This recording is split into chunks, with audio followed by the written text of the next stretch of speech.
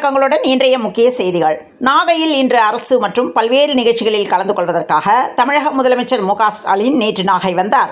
இதற்காக அவர் நேற்று மாலை சென்னையில் இருந்து விமானம் மூலம் திருச்சிக்கு வந்தார். பின்னர் அங்கிருந்து காரில் புறப்பட்டு நாகை சென்றடைந்தார். நாகையில் ரூபாய் 82 கோடியே 9 லட்சம் மதிப்பிலான 206 புதிய திட்டங்களுக்கு முதல்வர் மு க ஸ்டாலின் இன்று அடிக்கல் நாட்டினார். தொகுதி மறுசீரமைப்பு குறித்து குடியரசுத் தலைவர், பிரதமர், தேர்தல் ஆணையர் என யாரும் எதுவும் சொல்லாத போது அது குறித்து முதல்வர் மு க ஸ்டாலின் பேசுவது மோசடியானது என்று பாஜக மூத்த தலைவர் எச். ராஜா தெரிவித்துள்ளார். சென்னையில் ஆவடி அடுத்த பட்டாபிராம் உழைப்பாளர் நகர் 8வது தெருவை சேர்ந்தவர் ஜெகன். இவர் CRPF-இல் சித்தூர் மாவட்டத்தில் வேலை செய்து வருகிறார். இவரது மனைவி அமராவதி தனது 2 பிள்ளைகளுடன் வசித்து வருகிற நிலையில் இவர் தனது குடும்பத்தினருடன் நேற்று மதியம் பாடியில் உள்ள உறவினர் வீட்டிற்கு சென்றுள்ளார். அப்போது CRPF வீரர் வீட்டின் பூட்டை உடைத்து 30 சவரன் நகை கொள்ளையடிக்கப்பட்டுள்ளது. போலீசார் தீவிர விசாரணை மேற்கொண்டுள்ளனர். கடன் விவகாரம் தொடர்பாக சிவாஜி கணேசனின் வீட்டை ஜப்தி செய்ய வேண்டுமென சென்னை உயர்நீதிமன்றம் உத்தரவிட்டுள்ளது. நாமக்கல்லில் தலையில் காயமடைந்த நிலையில் ஆர்வமுடன் +2 மாணவி தேர்வு எழுதினார். 12,170 போக்சோ வழக்குகள் நிலுவையில் உள்ள நிலையில் பெண் குழந்தைகளுக்கு நீதி வழங்கும் அழகு இதுதானா என்று ராமதாஸ் கேள்வி எழுப்பியுள்ளார். நாம் தமிழர் ஒருங்கிணைப்பாளர் சீமான் மீது நடிகை அளித்த பாலியல் புகாரை விரைவாக விசாரித்து அறிக்கை தாக்கல் செய்ய சென்னை உயர்நீதிமன்றம் பிறப்பித்த உத்தரவுக்கு உச்சநீதிமன்றம் இடைக்கால தடை பிறப்பித்துள்ளது. ஒப்பந்த அடிப்படையில் மருத்துவர்கள், செவிலியர்களை நியமிப்பது சமூக அநீதி என்று அன்புமணி ராமதாஸ் தெரிவித்துள்ளார். முன்னாள் அமைச்சர் வேலுமணி இல்ல திருமண விழாவில் பாஜக தலைவர்கள் கலந்து கொண்டு மணமக்களை வாழ்த்தினர். முன்னாள் அமைச்சரும் அதிமுக சட்டசபை கொறடாவுமான வேலுமணியின் மகன் விஜய் விகாஸ் தீக்ஷனா திருமணம் இன்று நடந்தது. 78 ஆண்டுகளுக்கு பிறகு வீரப்பன் மறைவிட கிராமத்துக்கு மின்சாரம். நாடு சுதந்திரமடைந்து 78 ஆண்டுகளுக்கு பிறகு பழங்குடியின மக்கள் வசிக்கும் கிராமத்துக்கு மின்சாரம் விநியோகிக்கப்பட்டுள்ளது. டிஜிட்டல் கைது என்பது ஒரு புதிய சைபர் மோசடி. இதில் சைபர் குற்றவாளிகள் CBI அல்லது சுங்கத்துறை அதிகாரிகள் போல நடித்து உங்கள் பெயரில் வந்த பார்சல் ஒன்று எங்களிடம் சிக்கியது, இதில் தடை செய்யப்பட்ட போதைப் பொருட்கள் இருந்தது, இதனால் உங்களை கைது செய்ய போகிறோம், இவ்வாறு வீடியோ அழைப்புகள் மூலம் டிஜிட்டல் கைது செய்வதாக கூறி மோசடியில் ஈடுபட்டு வருகின்றனர். இந்த மோசடியில் பலரும் சிக்கி தங்களது பணத்தை இழந்துள்ளனர். இந்த நிலையில் சென்னையில் பெண்ணிடம் பணம் பறித்த 2 பேர் கைது செய்யப்பட்டுள்ளனர். 5606 மாற்றுத்திறனாளி மாணவர்கள், 145 சிறைவாசி தேவர்கள் பொதுத் தேர்வு எழுதுவதாக பள்ளி கல்வித்துறை அறிவிப்பு வெளியிட்டுள்ளது. +2 தேர்வு எழுத வந்த மாணவி எதிர்பாராத விதமாக சாலை விபத்தில் சிக்கிய நிலையில் மருத்துவ சிகிச்சை பெற்று உடனடியாக தேர்வு அறைக்கு வந்தது பெரும் பரபரப்பை ஏற்படுத்தியுள்ளது. நாமக்கல்லில் முட்டை விலை ஒரே நாளில் 40 காசுகள் சரிவடைந்ததால் வியாபாரிகளுக்கு ரூபாய் 4 கோடியே 50 லட்சம் இழப்பு ஏற்பட்டுள்ளது. திண்டுக்கல் மாவட்டத்தில் பல்வேறு பகுதிகளில் 2 வீலர் திருட்டு அதிகமாக நடப்பதாக தொடர்ச்சியான புகார்கள் வரத் தொடங்கின. இதனால் மாவட்ட SP பிரதீப் உத்தரவின் பேரில் தனிப்படை போலீசார் 2 வீலர் திருட்டு வழக்குகளை தீவிரமாக விசாரித்து வந்தனர். இதனைத் தொடர்ந்து 9 புல்லட்கள் பறிமுதல் செய்யப்பட்டு 2 திருடர்கள் சிக்கியுள்ளனர். திருச்செந்தூர் மாசி திருவிழா கொடியேற்றத்துடன் தொடங்கியது. 12ஆம் தேதி திருத்தேரோட்டம் நடைபெறவுள்ளது. நாகையில் திமுக நிர்வாகி இல்ல திருமண விழாவில் தொகுதி மறுசீரமைப்பு பேரில் மாநில உரிமைகளை பறிக்க முயற்சி என்று மு க ஸ்டாலின் குற்றம் சாட்டியுள்ளார். நீட் ரகசியத்தை அப்பா மகன் உடனடியாக சொல்ல வேண்டும் என்று எடப்பாடி பழனிசாமி வலியுறுத்தியுள்ளார். இது தனிப்பட்ட கட்சிக்கானதல்ல, தமிழ்நாட்டின் உரிமைக்கானது என்று முதலமைச்சர் மு க ஸ்டாலின் அறிவுறுத்தியுள்ளார். மதுரை செல்லூர் பகுதியில் சிறுவன் ஒருவன் JCB வாகனத்தை இயக்கி சாலை அருகில் நின்று கொண்டிருந்த சுமார் 25க்கும் மேற்பட்ட வாகனங்களை சேதப்படுத்திய சம்பவம் பரபரப்பை ஏற்படுத்தியிருக்கிறது. சிறுவனின் செயலால் அப்பகுதியில் அதிர்ச்சி ஏற்பட்டுள்ளது. தமிழ்நாடு முழுவதும் அரசு போக்குவரத்து கழகத்தின் பஸ்கள் உள்ளூர், வெளி மாவட்டங்கள் என பல வழித்தடங்களில் செயல்பட்டு வருகின்றன. இந்த பஸ்கள் டீசல் எரிபொருளில் இயங்கி வரும் நிலையில் எரிபொருள் தட்டுப்பாட்டை குறைக்கும் விதமாக பஸ்களை CNG கேஸ் எரிபொருள் முறைக்கு மாற்ற திட்டமிடப்பட்டுள்ளதாக தகவல்கள் வெளியாகியுள்ளன.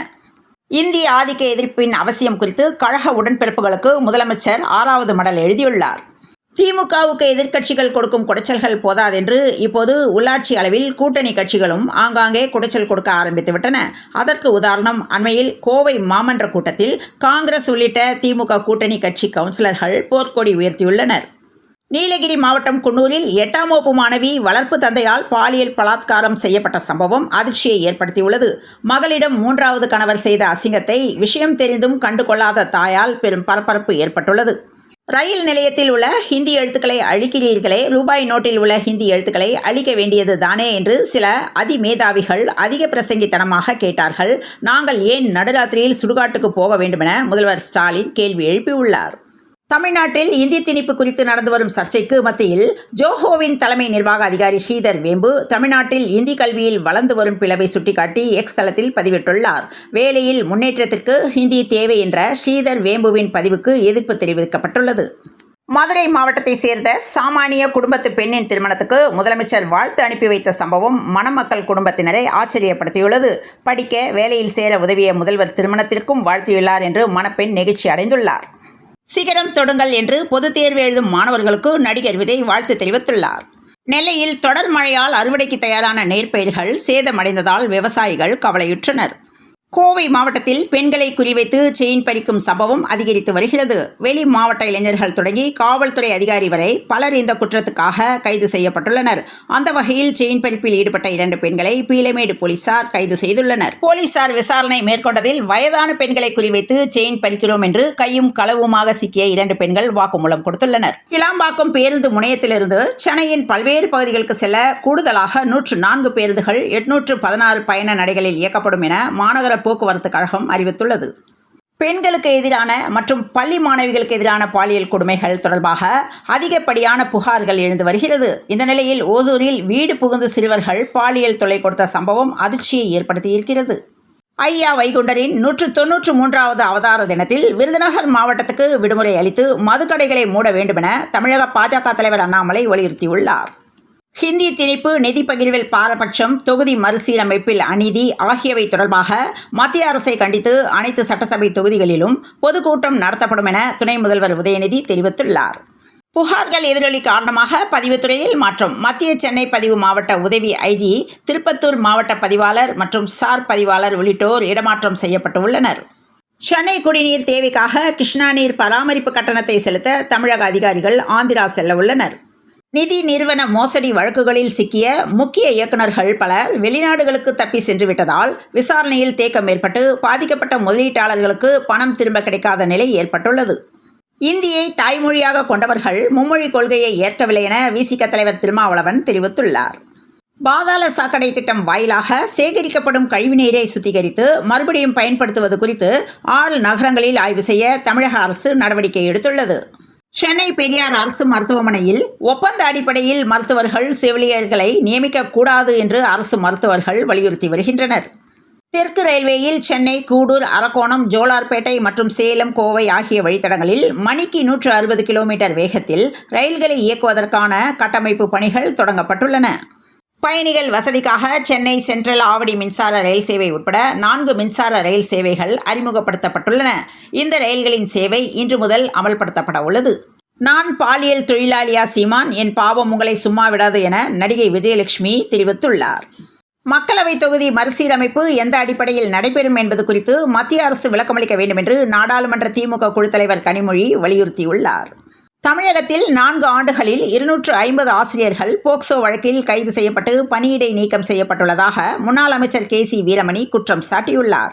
சென்னையில் கண்ணகி நகர், எழில்நகரில் 22,000 குடியிருப்புகளில் தனித்தனி குடிநீர் தொட்டிகள் அமைக்கும் பணிகள் ஜூலை மாதத்துக்குள் நிறைவடையும் என்று மக்கள் நல்வாழ்வுத்துறை அமைச்சர் மா. சுப்பிரமணியன் தெரிவித்துள்ளார். மத்திய பல்கலைக்கழக இளநிலை படிப்புகளுக்கான கியூட் நுழைவுத் தேர்வுக்கு விண்ணப்ப பதிவு தொடங்கியுள்ளது. மாம்பலம் ரயில் நிலைய மறுசீரமைப்பு பணி நடப்பு மாதத்துக்குள் நிறைவடையும் என தெற்கு ரயில்வே அறிவித்துள்ளது. சாம்பியன்ஸ் டிராபி அரையிறுதி ஆட்டங்களுக்கான நடுவர்கள் விவரங்களை ICC வெளியிட்டது. ஆப்கானிஸ்தான் அணியை இந்தியா ஆதரிக்கக்கூடாது என்று மார்சி ஹமீதி வீராங்கனை வலியுறுத்தியுள்ளார். மகளிர் பிரீமியர் லீக்கில் டாஸ் வென்ற உத்தரப்பிரதேச வாரியர்ஸ் பந்து வீச்சுக்கு தேர்வானது. தங்கம் விலையில் இன்று மாற்றமில்லை. அதன்படி சென்னையில் இன்று 22 கேரட் ஆபரண தங்கத்தின் விலை ஒரு சவரன் 63,520 ரூபாய்க்கும் 1 கிராம் 7,940 ரூபாய்க்கும் விற்பனையானது. திருநெல்வேலி, தென்காசி மாவட்டத்தில் பரவலாக தொடர் மழை பெய்து வரும் நிலையில் குற்றாலம் அருவிகளில் நேற்று 2வது நாளாக வெள்ளப்பெருக்கு நீடித்தது. குமரி கடல் முதல் மாலத்தீவு வரை காணப்படும் வளிமண்டல மேலடுக்கு சுழற்சி காரணமாக தமிழகத்தின் தென் மாவட்டங்களில் இன்று மிதமான மழை பெய்ய வாய்ப்புள்ளது என சென்னை வானிலை ஆய்வு மையம் தகவல் தெரிவித்துள்ளது. தொடர்ந்து இணைந்திருங்கள் பிரபாஸ் கர்மம் செய்திகளுடன். மீண்டும் நாளை காலை செய்தியில் சந்திப்போம். நன்றி, வணக்கம்.